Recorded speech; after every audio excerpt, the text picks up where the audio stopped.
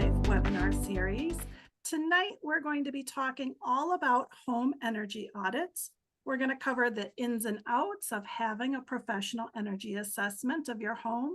We'll talk about what's involved, the average costs, what to expect when the energy assessor comes to your home, what rebates and incentives are available, and how to find a contractor. And we'll also have a chance to answer all of your questions. So as we are talking tonight, feel free to drop all those questions right into the Q&A section here of the webinar. So my name is Joanna Salinas. I am the outreach coordinator for the Waukesha County Green Team, and I'm excited to bring this webinar to you. I am here on behalf of a group of Midwest nonprofits who are all working together to bring all the education that residents need around the Inflation Reduction Act and talk about all those great incentives that are available. So with me tonight is Carl Flanagan Morris. Carl is the owner and energy assessor at Efficient Energy Strategies. He has a passion for helping homeowners and builders build more comfortable, energy efficient, and durable homes. So Carl draws on skills and knowledge gained from undergraduate degrees in chemistry and material science and engineering, and also from rigorous certifications and continuing education in building science to provide the most up-to-date information in the realm of energy efficiency and home construction. So, Carl, I'm really excited you are here with us tonight. Just so everyone knows, Carl and I are both located in Wisconsin, but I've asked Carl to approach things, really from, not Wisconsin specific, some maybe specific information, but really kind of give us a big picture. So welcome, Carl. Thank you, Joanna. Thank you for the wonderful introduction. So I will just get right into my presentation. As Joanna said, I'm going to walk through kind of what is a home energy assessment or a home energy audit, as it's kind of called on the national stage, but I like to call it an assessment because that sounds a little less scary than an audit. And then I'll talk through some of the programs under the IRA, and then I will get into a little bit of specificity on Wisconsin, just under the Focus on Energy program that we have it here in the state. They've kind of aligned it with some of the IRA income requirements for the income portion, because those are larger pots of money and they can potentially cover the entire project cost. So I will touch on that a little bit just because there is quite a bit of similarity between the state program and the national program. Since Joanne already gave me an introduction, I'm Carl Flanagan Morris. I'm the owner and, only energy assessor. A lot of the companies that do energy assessments in the state are single people or single member LLC or sole proprietorships. So I do all of the work. I do the energy assessments. I do the reporting. I answer customer questions, and I only do, as in the state, a lot of us have kind of stuck to only doing energy assessments, which I've come across quite a few customers that seem to prefer that kind of unbiased third party opinion, just because I'm not trying to sell you something. I'm not trying to get you to buy the specific installation that's going to give me some kind of commission. I'm just selling information on how to make your home more energy efficient, comfortable, and durable over time. And now with the IRA program, help consumers get some assistance to pay for that. And as Joanna said, I have a bachelor's in chemistry and material science, and I pivoted into building science because I really kind of fell in love with building science from the beginning of learning more about it and studying about it, getting certifications. There's several different certifications, but Under the IRA specifically, they want you to have BPI certification. So an energy audit is really just an analysis of the home using diagnostic equipment to provide some guidance on what upgrades would best decrease energy consumption while increasing comfort and durability of the home. So there's kind of a myriad of different equipment.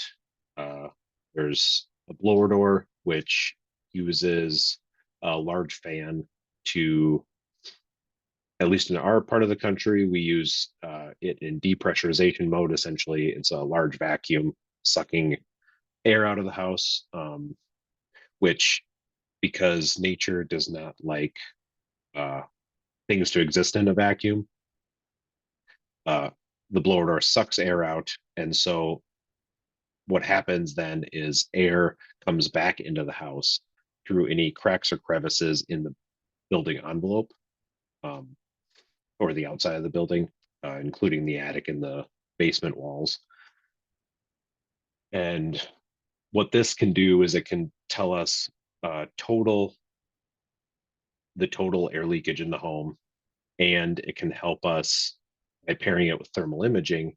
It can tell us exactly where those leaks are behind walls, and above ceilings.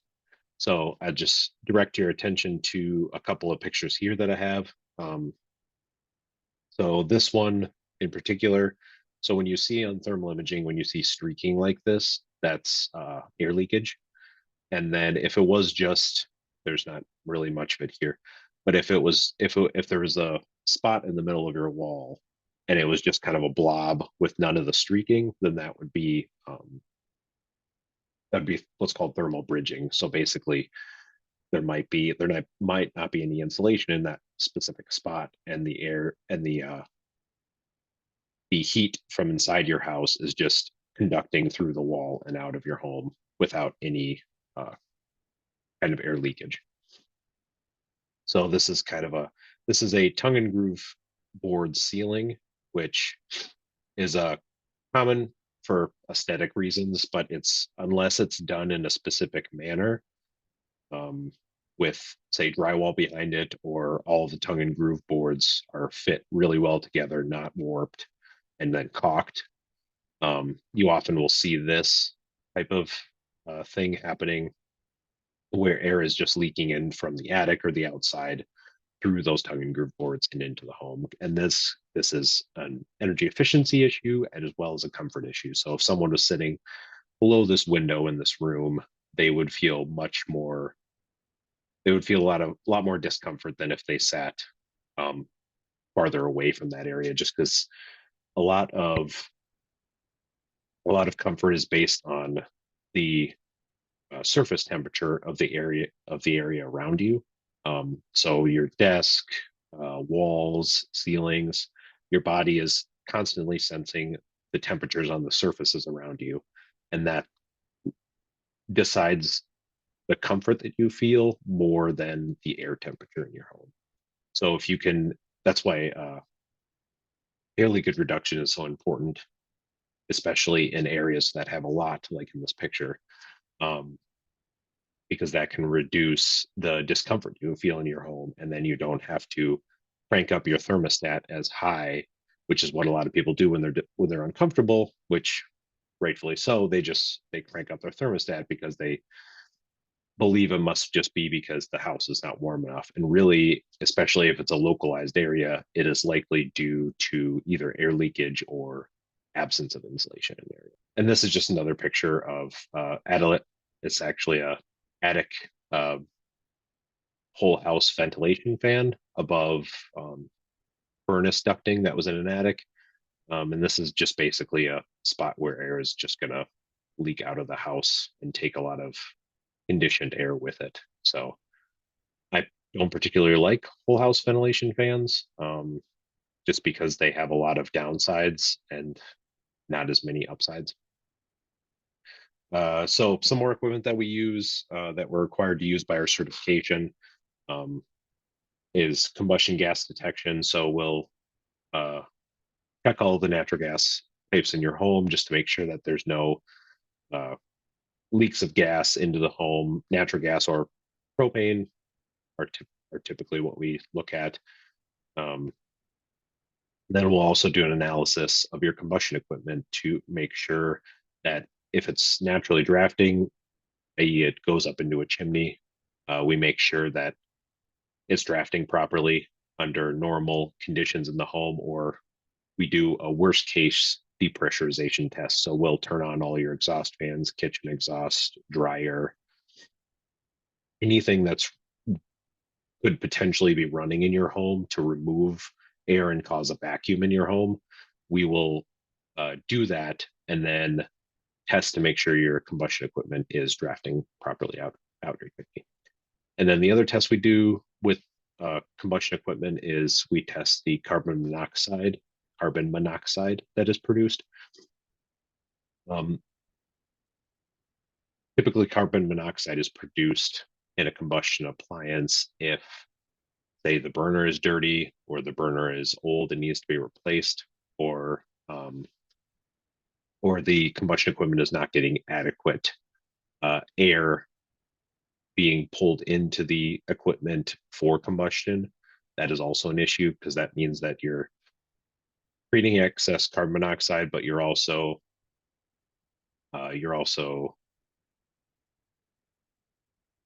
using the fuel that's going into your system pretty inefficiently.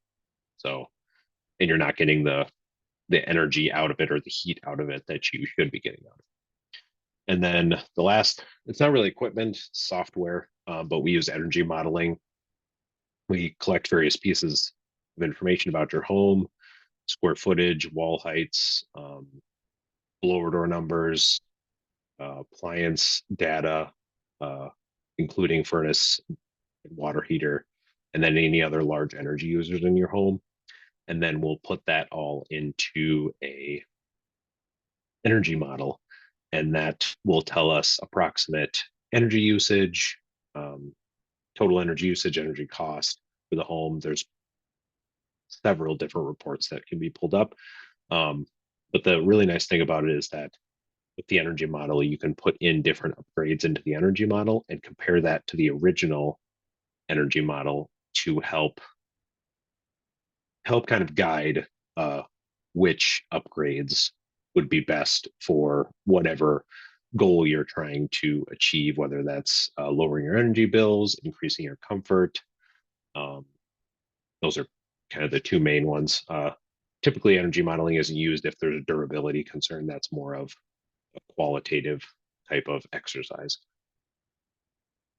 And then I just have a short video that walks through an energy assessment with some visuals, just because it's all well and good for me to talk about it, but it kind of helps to kind of visually see and walk through what an energy assessment entails.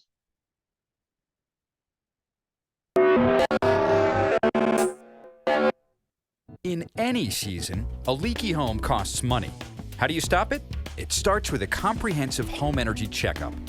That's a series of tests and inspections to find out where your house could be more efficient. The end goal is to save energy, save money, and make your house more comfortable.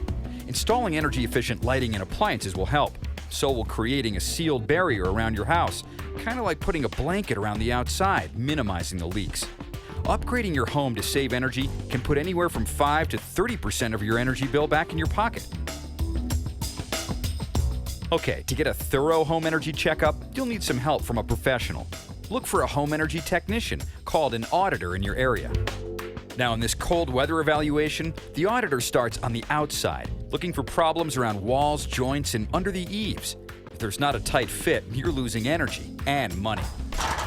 Next, the technician might head up to your attic to check for leaks on the top of your home barrier. That trap door could be a culprit, letting cold air pass into the house. A big part of the checkup is determining how well the insulation insulates.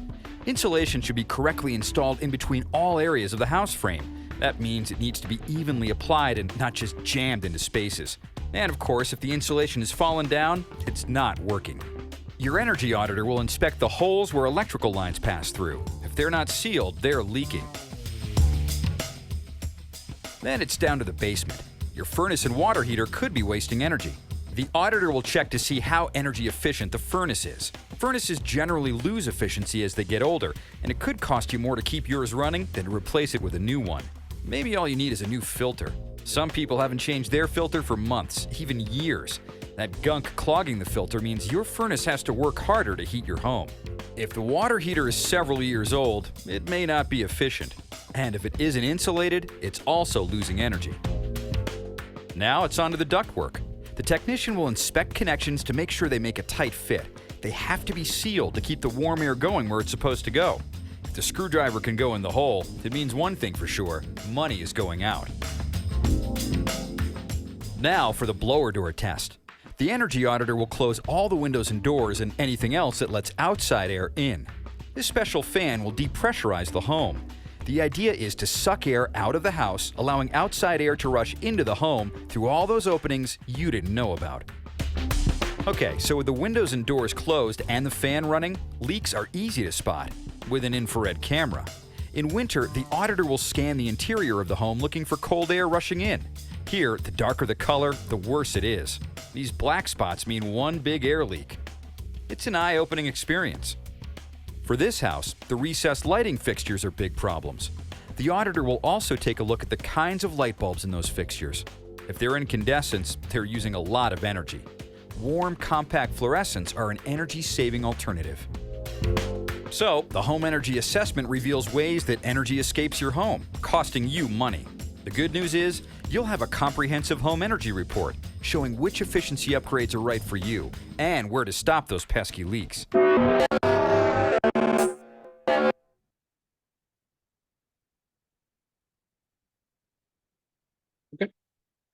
And actually, I just have one more short video. It just talks about what you as a homeowner should do before an energy assessment is done.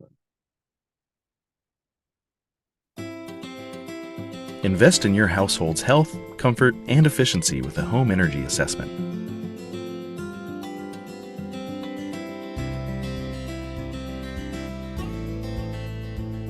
A Focus on Energy Trade Ally contractor can help you discover ways to use less energy and save more on energy bills. An in-person energy assessment can help identify priorities and specific ways you can save energy, and you'll get access to expert advice and recommendations. After you complete a home energy assessment, you'll receive a custom report with energy-saving recommendations that can help lower your home's energy costs by up to 20%. It isn't difficult to prepare for an in-person energy assessment, but there are a few helpful things you can do to get ready. First, make a list of items or issues you already know about. This will give your contractor more time to explore issues you don't know about. This may include energy efficiency issues you've noticed, like drafts, HVAC problems, or condensation on windows. Have on hand general information about your home, such as square footage and your typical thermostat settings for summer and winter. Also helpful are utility bills from the last 12 months and the age of any mechanicals like water heaters, furnaces, and boilers in your home and the date they were last serviced. When it's time for your energy assessment, your Trade Ally contractor will likely want to analyze all areas of your home. If there are special considerations or areas you want avoided, be sure to communicate that with them.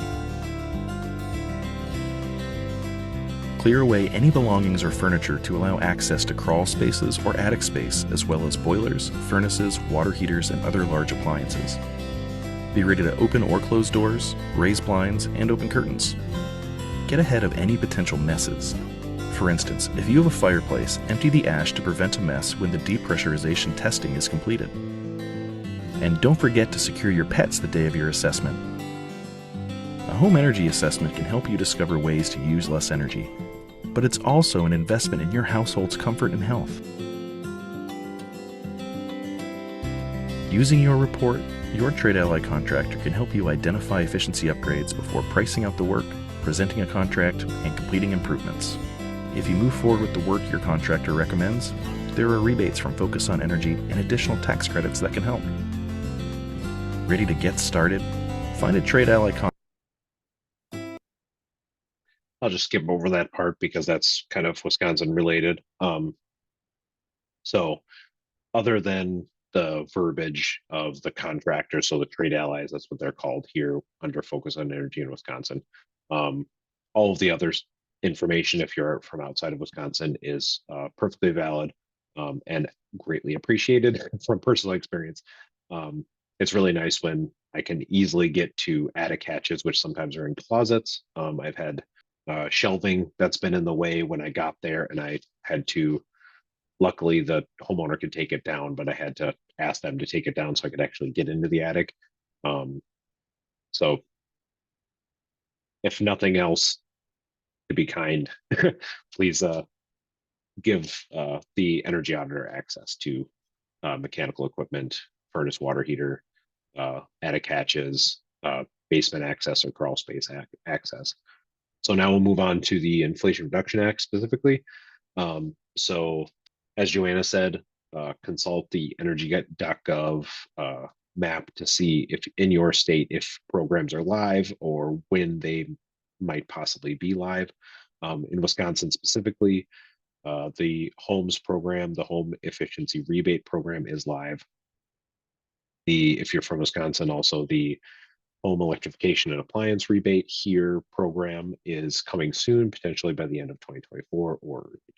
So to talk a little bit about the HOMES program specifically, I have a table here. It's from Focus on Energy, so it may be slightly different in your state, but make sure you consult your state's energy efficiency program, whether that's your state energy office or your utility. They'll probably have links to where you can get that information specifically in your state. But this is kind of like a general overview, and a lot of what's in the HOMES rebate, specifically in Wisconsin, is also matching what's in the IRA. So the HOMES program, kind of a unique energy efficiency program. It hasn't been done a lot, and it hasn't really been done in the state. So it's an energy efficiency program that you get more rebates the more you reduce energy usage in your home. So it's based on modeled or recorded energy reduction. The popular method is for it to be modeled, just because that's easier. Essentially, what happens is an original model will be formed of your home as it is in its current state, and then upgrades will be added to the energy model, and then those upgrades that will be happening to your home will decide whether you fall into this bucket or this bucket. You have to hit a minimum of 20% modeled energy savings to get any money, get any of the rebates. And then you can get 35% or greater to get the larger sum of money to do upgrades on your home. So it's based on the HOMES program. Is the amount of money you get is based on your income level. So the HOMES program specifically, any homeowner can get rebates through the HOMES program. The HERE program, which I'll talk about next, the HERE program is only for people under a certain income level.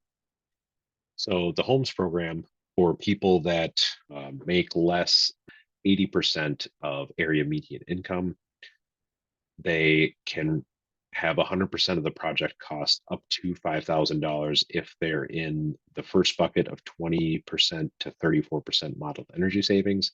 If they're in the 35% or greater, then that same household can receive up to $10,000, covering 100% of the project cost. I'm not going to go through all these, but as you go up in income and in the income bracket, the rebate decreases. It's always higher with more energy savings, because that's the point of the program, is to incentivize people to get some of these deep energy efficiency retrofits. Multifamily, they have kind of the same rebate structure, but it's per unit. So actually gotten approached by a few different multifamily projects that are looking at these, because it can be very beneficial to, especially affordable housing, where they have everyone in their building is below that 80% area median income. they can receive, like even just reducing energy usage 20% for that one unit, they can receive up to $5,000. If you have a pretty large complex, it can be quite a bit of cash rebates that they receive for making upgrades for their residents. Low-income households are eligible, at least in Wisconsin, for up to $500 for a home energy assessment rebate. That might not be all states. That's just how Wisconsin did it. There's certain criteria that have to be met, but low-income people are eligible for that. There's also tax credits available for upgrades. There were tax credits available for energy efficiency upgrades before, but they increased that and increased the dollar value and increased the lifetime of those tax credits. Like the tax credits now go through 2032, whereas before it had to be updated a few years. So there's more certainty for people to be able to take advantage of those tax credits as well. And the home electrification and appliance rebate program, as I said, at least for Wisconsin, is coming soon. This is only for households below 150% area median income. These are cash rebates for home electrification upgrades. So as you can see on the table, for below 80% area median income, 100% of the project cost up to $14,000 can be used. And then between 80% and 150%, 50% of the cost to 14,000. So it's the same it's the same total dollar value, just half of it. And then this is just a list of the different appliances and actually also electrical service panel upgrades and wiring that can be upgraded using the rebates. So it's truly a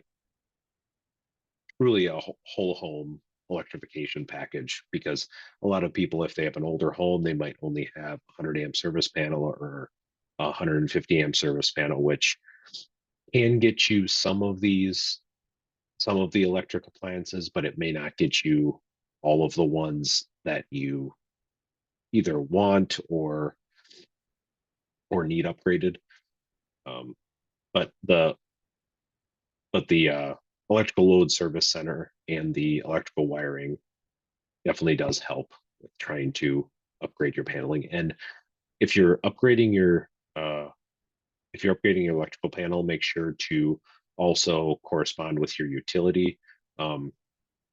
Depending on the utility, they may upgrade this for free, but a lot of utilities will charge you money for it because they may have to run new wiring underground or overhead wire, depending on your home.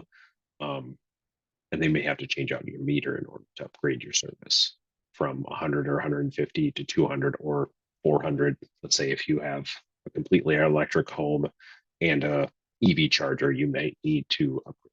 All right. Any questions? Yeah, thanks, Carl. This has been great. We do actually have a lot of questions. Is a home energy audit the same thing as a home energy assessment or a home energy evaluation? Yeah, typically they're kind of synonymous. They're just interchangeable terminology. The classic term has been energy audit, but a lot of energy auditors or energy assessors kind of steered towards energy assessment, including myself, just because a lot of people thinking of tax audits, kind of it's a little off-putting to call it an energy audit. So that's why it was just kind of shifted to be called an energy assessment. Yeah, it sounds a little scary sometimes. So Yeah. an energy audit. Okay, so there's a couple questions about the blower door test. Yes. Can you do a blower door test on non-standard size door frames? Yes, and I will just go back to here. This is a standard door frame. It kind of depends. My specific frame goes up to an 8-foot door, which it's much taller than most homes, but I know some homes, either older homes or newer, more expensive homes, have much taller doors, or older homes may not have exactly standard doors. So this frame actually expands. There's like there's like cam locks that twist um, on each of the sides and the top and bottom to help kind of facilitate different types of door sizes. Okay, great. Um, is there a season, I'm gonna guess season during the year, that it's better to do a blower door test? So, I mean, it kind of depends on where you're at, since we're trying to make this kind of anyone in the United States could listen to this presentation and get something out of it. Um, so if you're in a heating climate, like say Wisconsin, winter is definitely easier, because so when you do thermal imaging, like in these pictures here, both of these were done when it was below freezing outside. So what what thermal imaging does is it looks at a temperature difference or a temperature gradient. Um, so what I like to tell people is I prefer to do an energy assessment to get good thermal images when it's uh, at a minimum between 10 and 15 degrees Fahrenheit difference between the inside and the outside of the house. Um, just because, so that could apply to summer as well. But if you're in a heating climate, it's much easier to find a day during the winter that's going to have that temperature difference or greater. Or if you're in a cooling climate, like Arizona, uh, summer is going to be a much easier time to see that temperature difference between the outside and the inside of the house, unless you do in the middle of the night. But I'm sure most people don't want an energy assessment done in the middle of the night when Yeah, it's cold yeah, in the desert. But yeah, it would be disruptive. yeah. Okay, another question. How clean do I need to clean my house to have an energy assessment? Um, I mean, I don't think you need to do any kind of spring cleaning or anything like that. But definitely being able to have like clear paths to walk around the house. I mean, I don't, if there's dust on the floor and dust on stuff, I don't really care, honestly. Um, because most of the time when I'm walking around the house, I'm looking through the thermal imaging camera, um, which doesn't see dust really, it just sees temperature variations. Um, So I would say as long as I can get to stuff and walk around the house, like, and by get to stuff, I mean like the furnace, water heater, attic hatches, a door to set up my blower door, um, and an auditor or an assessor, depending what they call themselves, may have to move stuff. Um, like if you, let's say you have boxes along a wall, if they start seeing weird temperature variations on that wall, they might have to like move some stuff around to make sure it's not just, because if there's stuff against a wall, there isn't a lot of heat or cooling airflow that gets behind those boxes unless there's a vent back there. So that may distort the thermal imaging behind those, say, boxes, for an example. Um, so they may move those boxes and then come back to that area to see if those temperature variations that they were seeing are still there, or if they've dissipated and it was just a product of having the boxes in front of them all. You had mentioned that you're not a big fan of the whole home ventilation fan systems. Is there something that you would use instead if you were building your own home, or that you would suggest to folks? Yes. So if somebody is concerned about, and feel free to uh, comment in the chat if you were this person that asked this question and can give some clarification. But if the reason for the whole home ventilation fan in the attic, that's what I was talking about, specifically the attic, and that's what's in this picture. Um,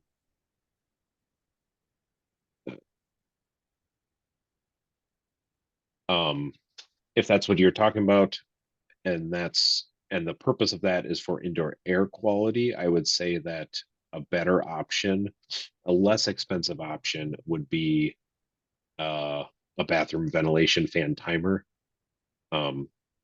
which would just run the bathroom fan. Like in our new construction homes in Wisconsin, we typically do 20 minutes per hour. So in a total, it'll run for 8 hours a day, but just cut up into chunks. And that helps draw air out of the house, and then air draws naturally from everywhere else back into the house in order to bring some uh, outside air back into the house to kind of mix with all of the stuff we breathe out, all of the chemicals that we use to clean. Our furniture will also off gas things, which it gets diluted in the air at the home. So it's not a lot at one time, it's not dangerous by any means, but it's good to have that diluted with outside air. So you can do the bathroom timer switch, or there is also balanced ventilation. So essentially, it's a box that has a heat exchanger inside of it, so it will help reduce loss of energy that you put in to condition the air in your home. So it will the air streams don't actually mix, but they go across a heat exchanger. So let's say it's winter, you've got warm inside air, it'll pass through a heat exchanger past air that's brought in from the outside, and the heat from the inside air will exchange into that incoming outside air, and then that will typically, they're about 60 to 70% efficient at freezing. So about 60 or 70% of that air or that heat will transfer from your inside air to the incoming outside air. That's typically the best way to get fresh air into your home. It is more expensive. The bathroom fan timer switch, if you have a bathroom fan that is operating properly above 50 CFM or 80 CFM, those switches are like $60 or $80, whereas the balanced ventilation, either heat recovery ventilator, energy recovery ventilator, or there's this other piece of equipment called Serve. It's called Serve. Escapes me what it stands for, but essentially it's like the other two that I talked about, but it also has a small heat pump in it to help heat or cool the air that's coming in. It still has that heat exchanger, but like I said, it's like 60 or 70% efficient in most units. So it gets the air the rest of the way conditioned to be like the rest of the air in your home, so you don't really notice anything. And also it has some features like it'll sense the CO2 in your home, or the particulate matter in your home, or the VOCs that might be coming off your furniture. It senses that stuff, and it will turn on and off the system as needed to bring in the right amount of air, and exhaust the stale air from your home. Those systems, like I said, are more expensive. But if indoor air quality is a big concern for you and you are able to purchase that equipment, it would be the better option over the bathroom fan timer switch. Thank you. And then we have some questions on incentives. So I don't know if you want to go to some of those slides. Yes. And some of these questions came in as you were speaking, so you may have covered some of them. So the question is what types of things are covered under that project cost? Like what types of things might you suggest being done that might be covered under that 100% or 50% of that project cost? Yes. So there's a whole list of different measures that can be done and measures that can't be done. As far as like appliances are concerned, they have to be Energy Star. Um, but for the homes rebate, I typically try to shift people toward, well, let me back up. If the person can also take advantage of the HERE program on this slide, then say if their income is below 150%, then I would say that that individual or homeowner should uh, save appliance upgrades for this specific program, the HERE program, just because you can't, for the HERE program, you can't do envelope upgrades. So air sealing, insulation, windows, doors, you can't do that with the HERE program, but you can with the homes program. So it just makes more sense to stick with upgrades. If you're able to access both programs, it makes sense to just stick with envelope upgrades with the homes program. So any air sealing, insulation, windows, doors can be part of the homes program. And like I said, appliances can too, but if you can take advantage of the HERE program as well, I would just stick to envelope upgrades for homes. And when I say insulation, that includes foundation insulation, um, rim joist foam, or different measures that can.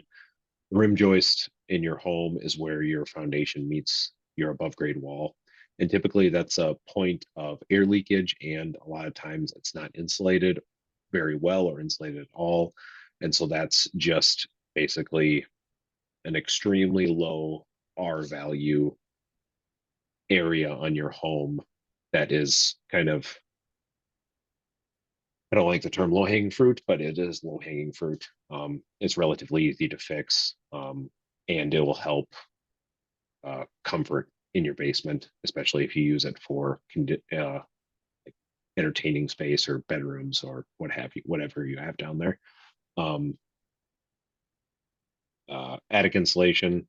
Yeah, I don't know if I said that. Above grade wall insulation. So if you know that your home doesn't have any insulation in it, you can do dense packing the walls, either with fiberglass or um, cellulose are typically the two things that most people recommend. Um, but those are all included in the home. It can be done with the homes program. But I do want to stress that with your specific state program, there should be a list of upgrades that are accepted and upgrades that aren't accepted. Your energy assessor will know which upgrades are and aren't eligible for the homes program. I know Focus on Energy has an entire list, a couple pages of things that you definitely can do and things that you definitely can't do. Well, and that brings us to the next question. This person commented that all of the incentives they are finding very confusing. How do they know exactly what they can qualify for? So at least in Wisconsin, they be able to determine your eligibility for the income portion of that. I'm actually gonna stop sharing this and pull up. I'm gonna get a little state specific, but Focus on Energy does have IRA rebate page. And your state's energy office may have something like this. But we're just gonna go to this. So the homes program specifically, I just wanted to touch on this. So at least Focus on Energy has this. There's a form that you fill out online and see if you're eligible. There's multiple steps that I won't go through, but they also have a checklist So for the low income portion, guessing that a lot of states will do this just because it's kind of the easiest way to do it versus analyzing everyone individually. But they have, for instance, on here, if someone is on supplemental Social Security or Medicaid or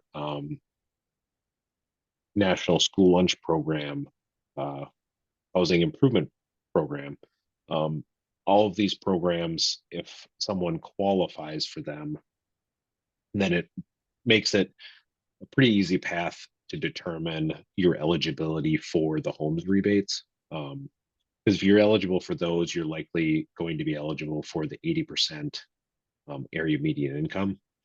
So for this person specifically, if you live in Wisconsin, you can go through this pre-qualification form. It's relatively easy to fill out, especially if you have Path A. If you don't have Path A,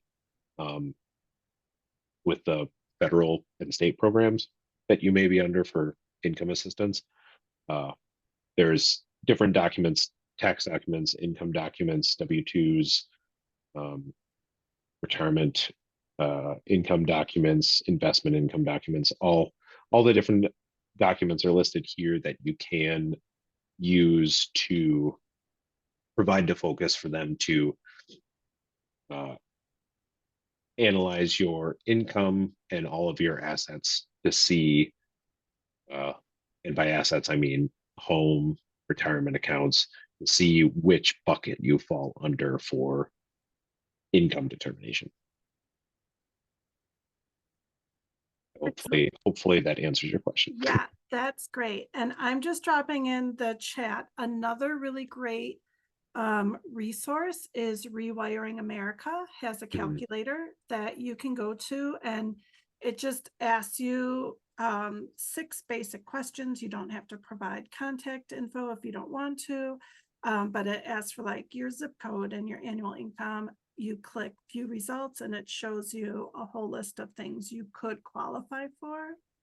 So Carl, I think my last big question for you is how do people find an energy assessor? So for and I guess for me, I'll add on to that question from my side to qualify for these Inflation Reduction Act incentives.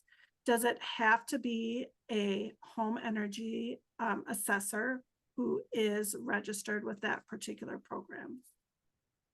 So again, it depends on the state. So I will actually just go back to, I'll lean on Wisconsin just because they have a pretty good program set up. So depending on the state, they may just let anyone do it and kind of more or less the auditors have to fend for themselves to make sure that the home owner meets all of the requirements for this. Did I share that? Did not.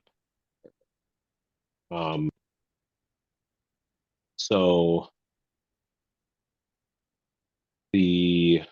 at least in Wisconsin, they have IRA registered contractor finder, which is what they use. So here in Wisconsin, as was already a trade ally with Focus on Energy, but we were required to go through a separate training program, which if you're in another state, they may also require their contractors to go through a training program, which we had to watch some videos, submit some information to our state energy efficiency program to make sure that we had all of the required documents, certification, and that we knew about the programs, knew how they were structured, knew how to submit projects to the program, because there's specific forms and documentation that the contractor has to provide to the program administrator in the state to qualify the home for the rebates. And there's different rules in Wisconsin. There may be different rules in other states, but there's especially specifically with the low income piece, there's rules around billing. Like sometimes the primary contractor that kind of oversees the work or a general contractor may have to provide instant discounts and then wait for the national program or the state program to supply them back that money, the cash rebate. So the cash rebate might be going to the contractor if they subtract that cash rebate off of your bill. Which for low income, that's how they always do it. For higher income, they may do it different depending on what state you're in.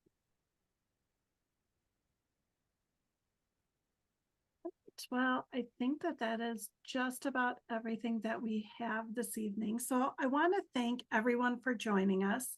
We do have multiple webinars coming up soon, as well as we offer home energy office hours. So a home energy office hour is a space. It's a regular meeting on Zoom that you can just drop into, and there are energy experts there that you can ask pretty detailed questions about your own situation for your own home. And the next one coming up happens on November 6th at 5 p.m. And you just register for that, drop in, you can drop right back out or stay and listen to everybody else's questions. Our upcoming webinars include one on weatherization, one on getting your home solar ready, and EV Ownership 101. So there are great incentives available currently for solar and EVs as well. So we want to make sure that we're talking about all of that. But you can find all of these events at www.energyevents.org. I will drop that also in the chat. And that is a website that we have for all of these great resources for you. Check back because we're offering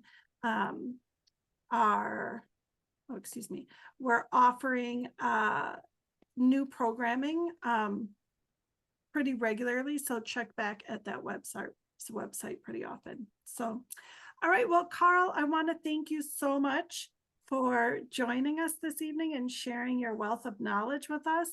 I am going to check out getting an energy audit done because that's something I've never done, and now I'm super curious. So, all right, thank you all. Have a good night. Good night. Thank you very much.